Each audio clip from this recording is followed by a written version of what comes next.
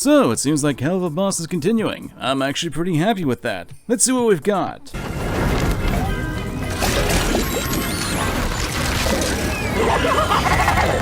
Well, that's batshit insane. You're batshit insane! I think I've made it no secret that I like vivziepop's work while having some rough edges. Certainly is what I would categorize on the good side of things. I've stated that while Has-Been Hotel is good, it's just not to my taste, especially some of the aspects and how the audio balancing wasn't all that good, as well as some of the character issues. Funny enough, people kept on asking me about the sound effects and their apparent overuse of them.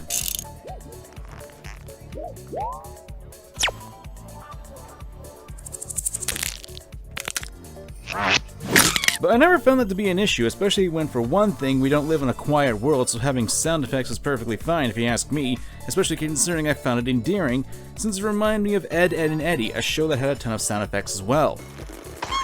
Life has many doors, Ed boy! Huh? And in all honesty, I kinda love that sort of thing. Makes the world a bit more fun in my opinion when you have random sound effects going on. Besides, it's not like it actually impeded me when I watched the show. Then we've got Helluva Boss, something that I also criticized but found to be much more favorable, as well as meeting my criticisms of Has-Been Hotel. Well, I'm starved! Who wants some jambalaya? Even managed to get the sound guys to comment on my review, which is always nice to see creators of things you review react positively to what you have to say about their work.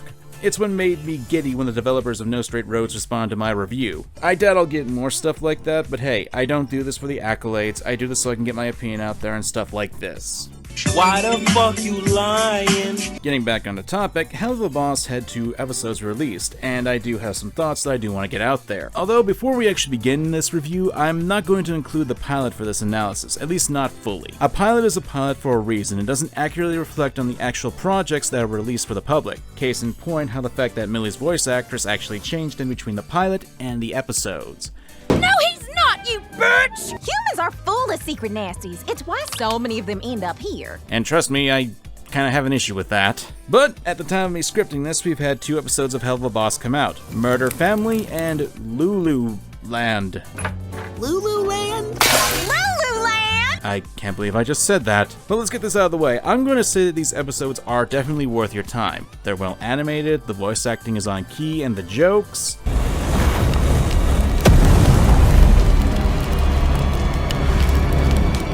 Not exactly how it works, ladies. Sorry, your fire doesn't really hurt us, but I mean, I could fake it if that'll get your dick hard. Oh, shit. I don't think I have to say much. They are really good and caught my attention with that. That being said, there are a couple issues that I had with both episodes. More so with the second one, but I'll get to that. I think the best thing is to talk about the episodes and go through what I want to talk about. So let's talk about Murder Family since it came out first, and it's a really good first episode. Not only do we actually get to see the imps in the field again, like an entire dedication to seeing the events occur in real time, and not rely on flashbacks that had poor timing and mess with the pacing of the episode. Yeah, I still kinda have issues with the pilot with that. Not only do we actually get to see how well the characters can gauge the effectiveness of the imps in the field, we also get this rare thing called character development. What with Moxie going through a bit of an arc that has him questioning if he should kill the mother, who's the target, and in front of her family too. Only to learn that she and the rest of her family are batshit insane! Alright, kids, guns out! Looks like we got some rabbits to catch, young'uns. You're batshit insane! And it also helps that Moxie realizes you can't half-ass your job, or sometimes you gotta bite the bull and do things you don't want to do, otherwise it can lead to some bad consequences. I'm not one for morals in cartoons, especially nowadays since a lot of them like to ham-fist them in. But hey, this is how you do it. You don't need to stuff it down your audience's throats. And like I said, that's something that a lot of cartoons try to incorporate morals do. They just stuff them down. If there's one thing I really didn't care, it'd be for all the extra details in both the backgrounds and the characters, but that's a common complaint that people can have with vivziepop's work. But since I'm, Review bot 6,328. Wow, really? I have to regurgitate why this is an issue. But one that probably won't be addressed because 1, it's a style that can be very time consuming as well as not be cost effective, and 2, it makes the characters have a lot more inconsistencies, since it's a lot of details that you need to be able to animate and remember.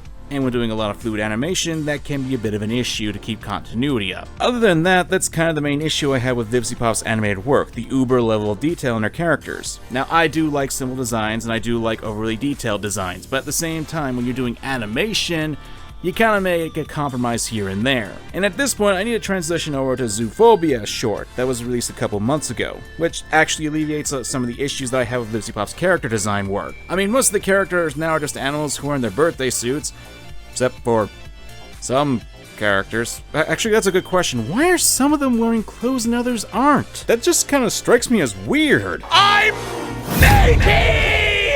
But really, the Zoophobia short was something that answered the whole too much detail complaint, so it's possible for vivziepop to make character designs that are much simpler. Well, that was a tangent and a half, but really the second episode of Helluva Boss had a bit more issues that I had with the writing. You can find me in the sky upon the lost day, and you will be okay. Lululand. Damn it, got me to say it again. Follows Stoles and his daughter Octavia, both who are owl demons, and Stoles being a more established side character as he showed up in the previous episode, calling Blitzo while he was being shot at. Doesn't that sound enticing? You gotta stop using your fancy-ass rich people talk, okay? I'm trying to concentrate on not getting fucked in my A! Then let me keep it simple. He was also established in the pilot as well, but again, I'm trying not to focus much on that, but everyone seems to like the guy. You know what happens when I'm lonely, Blitzy? Oh, God fucking damn it. When I'm lonely, I become hungry. And when I become hungry, I want to choke on that red of yours. I can't imagine why. The episode basically has the audience seeing Stoles' life home, where his wife is upset over his cheating ways, and his daughter is going on full-on emo because of her parents. This song is called My World is Burning Down Around Me. It's by Fuck You Dad. It's a band. And with Stolas' big brain, he decides to take his daughter to an old kiddie amusement park. You always were so happy when I took you to Lululand. Lululand! What do you say we go there again? Have a day. Just the two of us. I'd rather kill myself. He hires the imps to act as bodyguards since their royalty and hijinks ensue. The episode then follows the characters, and we get a rather touching moment between the father and daughter, with Stolas not being able to find the right words in order to comfort his daughter because he himself doesn't fully understand the situation or his own emotions. It's a beautiful moment, and the imagery works really well with it. Not to mention, we do get a little insight into the past of Blitzo and Millie, with Millie talking about her family and us getting flashbacks that show that Blitzo used to work for Lululand.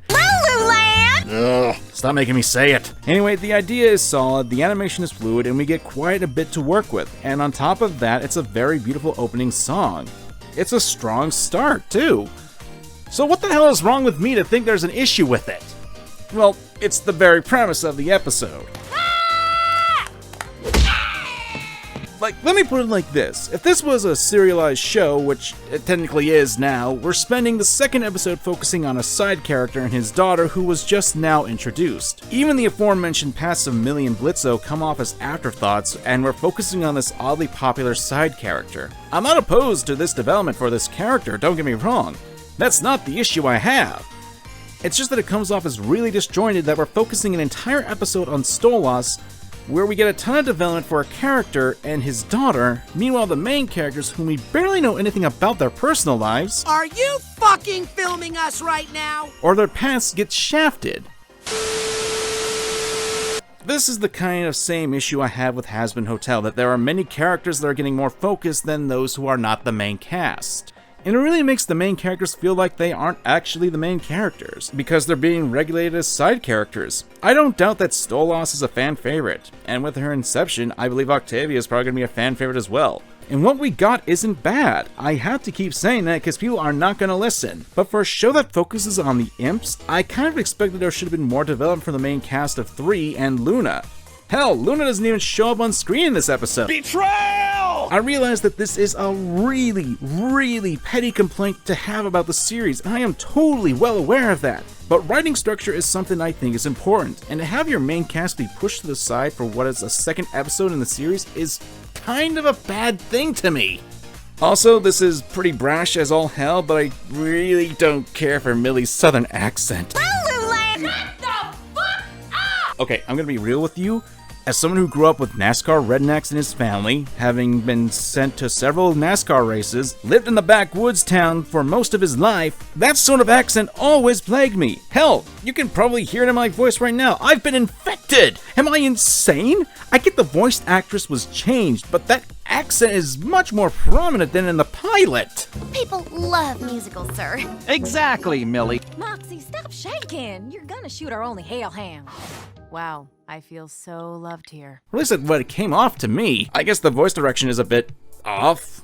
At best, though, it's just for Millie. I will point out that for me to actually say these sorts of things, I'm really reaching to make these complaints, and that's because I'm having a hard time to be negative about Helluva Boss. I do think the show has a great running start, but the second episode is really disjointed when it comes to the show's priorities and characters. The actual execution of the show is done well, but the structure is something I have an issue with, and it's something I do hope that, should this series continues with that, it's a bit less disjointed with the overall series, but I get the feeling that this won't be the case, since this seems to be a bit of a trend that I've noticed with vivziepop's more recent work. Like, there's a lot more focus on side characters and how they get screen time in the show that kind of takes away from the main characters. It happens slightly in the Zoophobia short. Hey, you stay out of this, and don't call me that. What? Your name, Ruben? Just that? I hate that name. Well, it's your real name. It sounds like an old person's name, and I'm very clearly young. They've really got some tension there, huh? Haters gonna hate. Like, there always small hints of there being a deeper story, and I'm normally all for that. It was established that Stolas was a bit of a pervert. Oh, Blitz! I'm so excited. I cannot wait to feel your slimy inside of my